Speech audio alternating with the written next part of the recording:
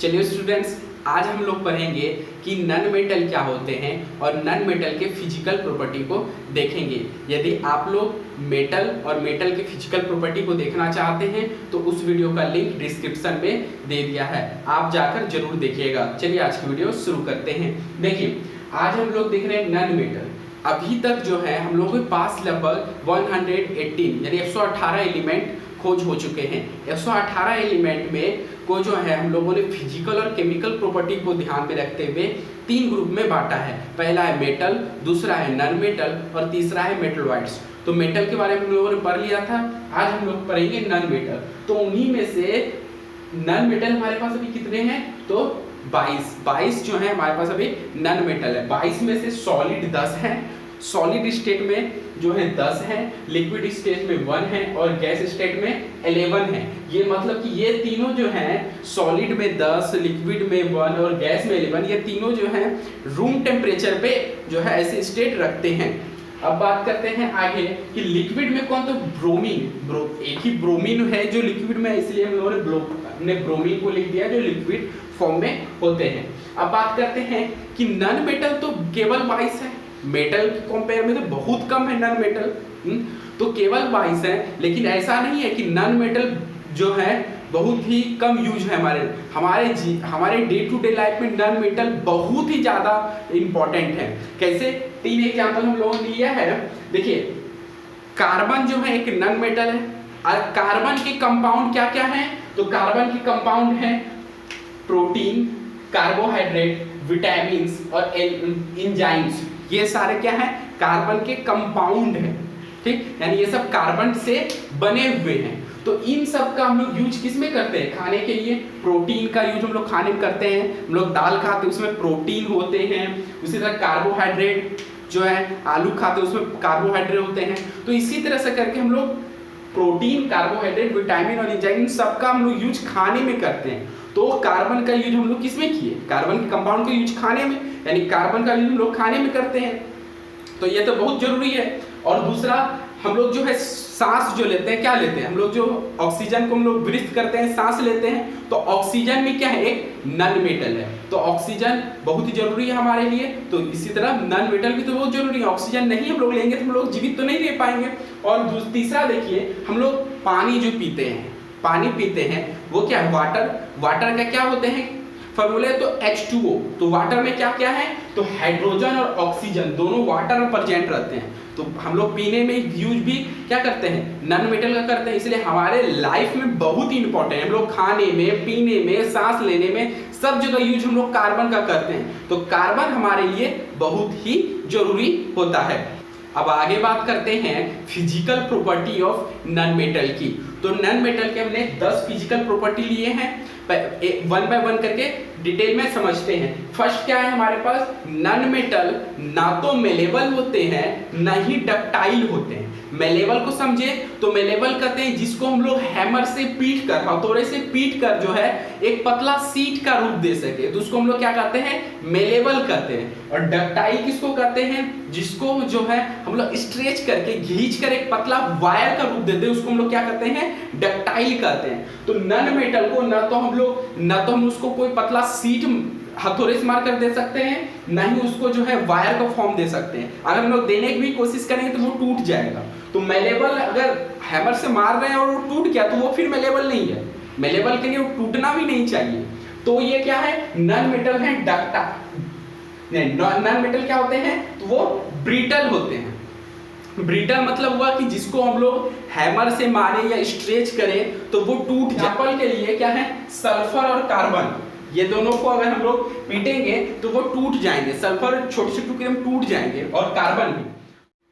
अब second physical property की बात करें तो नन मेटल जो है वो हीट और इलेक्ट्रिसिटी को कंडक्ट नहीं करते हैं। इसका मीनिंग हुआ कि अगर किसी भी नन मेटल के एक तरफ हीट या इलेक्ट्रिसिटी दें तो वो ट्रांसफर होके, कंडक्ट होके दूसरे तरफ नहीं जाएंगे।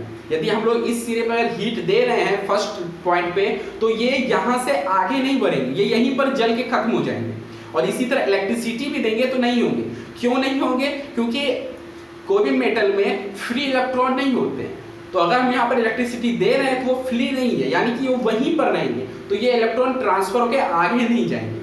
कोई भी कंडक्ट इलेक्ट्रिसिटी करने के लिए उसमें फ्री इलेक्ट्रॉन का होना बहुत ही जरूरी है। इसको और एक और फिगर से समझते हैं तो आपके स्क्रीन पे एक फिगर दिख रहा होगा, उसमें हम लोगों ने एक इलेक्ट्रिक सर्किट बनाया है जिसमें हमने एक नन मेटल का यूज किया है, किसका, सल्फर का। सल्फर एक नन मेटल है, तो बीच में हम लोगों ने एक नन मेटल सल्फर का यूज किया, तो हम लोग देख रहे हैं कि बल्ब नहीं जल रहा है। तो यहाँ पर क्या हो गया कि ये कंडक्ट नहीं कर रहे हैं। एक दूसरा फिगर देखिए जिसमें हम लोगों ने सल्फर की जगह पर एल्युमिनियम का यूज किया है, तो वहां पर देखिए कि बल्ब जल गया। तो in the sense aluminium metal है, वो नॉन मेटल नहीं है। आप लोगों को कंपेयर करके समझाने के लिए केवल बोले कि एल्युमिनियम मेटल है और सल्फर क्या है, हमारे नॉन मेटल है। नॉन मेटल का यूज किया तो वो इलेक्ट्रिसिटी कंडक्ट नहीं हुए, इसलिए बल्ब नहीं जला। अब आगे बात करते हैं कि जो नॉन मेटल, हम लोगों ने देखा कि इलेक्ट्रिसिटी कोई भी मेटल जो वो कंडक्ट नहीं करते हैं, लेकिन जो है एक नॉन मेटल में एक है जो इलेक्ट्रिसिटी कंडक्ट करते हैं। कौन, तो जब हम लोग जो है कार्बन तो एक नॉन मेटल है। कार्बन जब ग्रेफाइट के फॉर्म में आप रहते हैं, कार्बन के 2-3 फॉर्म है, जैसे कि ग्रेफाइट है और क्या है हमारे डायमंड है, ये सब क्या है, कार्बन के फॉर्म है। इस रूप में कार्बन रहते हैं। तो जब कार्बन ग्रेफाइट के रूप में रहते हैं तो वो इलेक्ट्रिसिटी कंडक्ट करते हैं, ठीक ना। अब ग्रेफाइट कहाँ हम लोग यूज करते हैं, तो आप लोग पेंसिल से जब लिखते, पेंसिल से हम लोग यूज करते हैं, जो पेंसिल से लिखते हैं, पेंसिल के नीव आप लोग देख रहे हैं, वो क्या है, ग्रेफाइट है। वो क्या है, नॉन मेटल है, लेकिन जो है वो इलेक्ट्रिसिटी कंडक्ट करता है।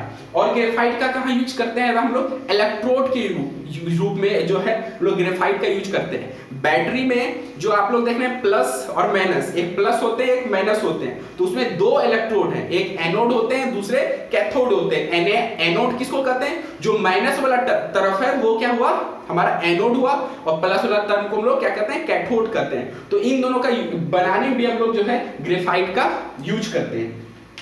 अब आगे देखते हैं कि नॉन मेटल जो है न तो लस्टर होते हैं न ही शाइनी होते हैं। नॉन मेटल चमकीले नहीं होते, वो चमकदार नहीं होते हैं। नॉन मेटल क्या होते हैं, डल होते हैं। बहुत मतलब कि वो जो है फीका टाइप का, चमकदार का उल्टा क्या होगा, फीका टाइप का जो है होते हैं, अच्छे चमक दिखने में नहीं लगते हैं, ठीक। तो और क्या है, एक्सेप्ट ब्रोमीन। ब्रोमीन क्या होते हैं, एक नॉन मेटल है लेकिन वो चमकदार होते हैं। इसमें भी एक्सेप्शन हो गया कि एक्सेप्ट ब्रोमीन जो है वो नॉन मेटल है लेकिन वो चमकदार होते हैं, बाकी सब जो है वो डल होते हैं, चमकदार नहीं होते हैं। आगे बात करते हैं नॉन मेटल जो है, वो नॉन मेटल जो है जनरली सब नॉन मेटल क्या होते हैं, सॉफ्ट होते हैं। लेकिन एक डायमंड जो है, जो अभी बताए कि कार्बन का एक फॉर्म है डायमंड, जब कार्बन डायमंड के फॉर्म में रहते हैं तो वो जो है बहुत ही हार्ड होते हैं। क्या होते हैं, एक्सट्रीमली हार्ड। डायमंड जो है बहुत ही हार्ड होते हैं। कार्बन एक नॉन मेटल है, कार्बन का ये एक फॉर्म है डायमंड, तो वो भी नॉन मेटल हुए, लेकिन ये क्या है, एक एक्सट्रीमली हार्ड होते हैं। और बाकी जो है लगभग सारे नॉन मेटल जो है सॉफ्ट होते हैं, ठीक। आगे बात करते हैं, नॉन मेटल जो है स्ट्रॉन्ग नहीं होते। Non metals are not strong, और इस वजह से जब नॉन मेटल स्ट्रॉन्ग नहीं होते तो हम लोग इजीली इसको ब्रेक कर सकते हैं, तोड़ सकते हैं। जैसे हम लोग ग्रेफाइट का देख लेते हैं, पेंसिल में क्या है, ग्रेफाइट है, वो क्या है, एक नॉन मेटल है। आप आसानी से उस ग्रेफाइट को ऐसे हाथ से भी ऐसे तोड़ सकते हैं, ठीक ना। तो जो है वही कह रहा है कि ग्रेफाइट जो है यानी नॉन मेटल, वो क्या होते हैं, स्ट्रॉन्ग नहीं होते। आगे बात करें तो नॉन मेटल जो होते हैं वो तीनों स्टेट में पाए जाते हैं। सॉलिड में भी पाए जा सकते हैं, लिक्विड में भी, गैस में भी, एट रूम टेम्परेचर।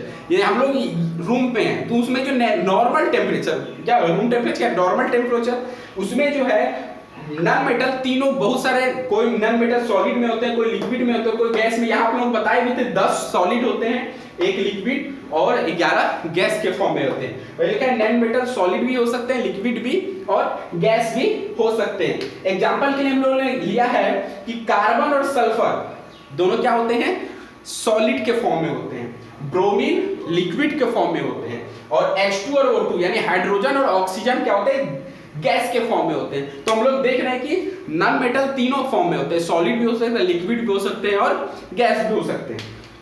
अब आगे बात करते हैं 7 नंबर कि नन मेटल जो है वो कंपेयर दूसरे के कंपेयर में जो है वो लो मेल्टिंग होते हैं और लो बॉइलिंग होते हैं।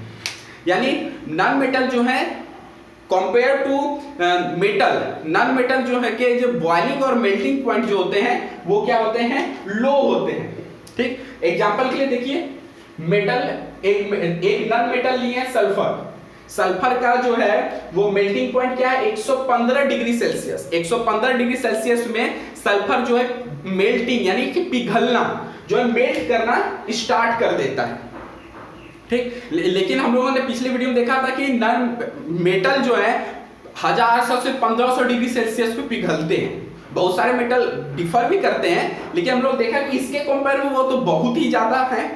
लेकिन इसमें भी एक एक्सेप्शनल है क्या, कि जो डायमंड होते हैं, कार्बन के एक फॉर्म है, वो जो है उसके बहुत ही ज्यादा हाई टेम्परेचर होते हैं, मेटल से भी बहुत ज्यादा हाई टेम्परेचर होते हैं। कितना, तो डायमंड जो एक ही कार्बन के फॉर्म है, जो नन मेटल होते हैं उसके 3500 डिग्री सेल्सियस होते हैं। तो ये ऑब्जेक्टिव क्वेश्चन पूछा जा सकता है, डायमंड के मेल्टिंग पॉइंट कितने होते हैं, या कौन सी नन मेटल ऐसे हैं जिसका मेल्टिंग पॉइंट बहुत ही हाई होता है। तो आंसर हमारा क्या हो जाएगा, डायमंड, जिसके मेल्टिंग पॉइंट क्या होते हैं 3500 डिग्री सेल्सियस होते हैं।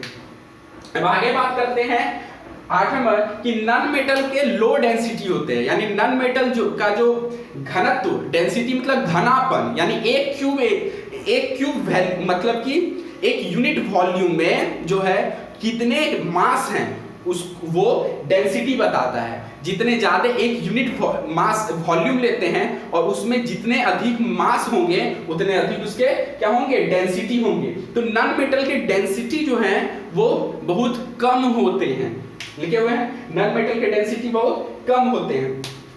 इस वजह से इसको उठाने में ये बहुत लाइट ऑब्जेक्ट लगते हैं कंपेयर टू मेटल।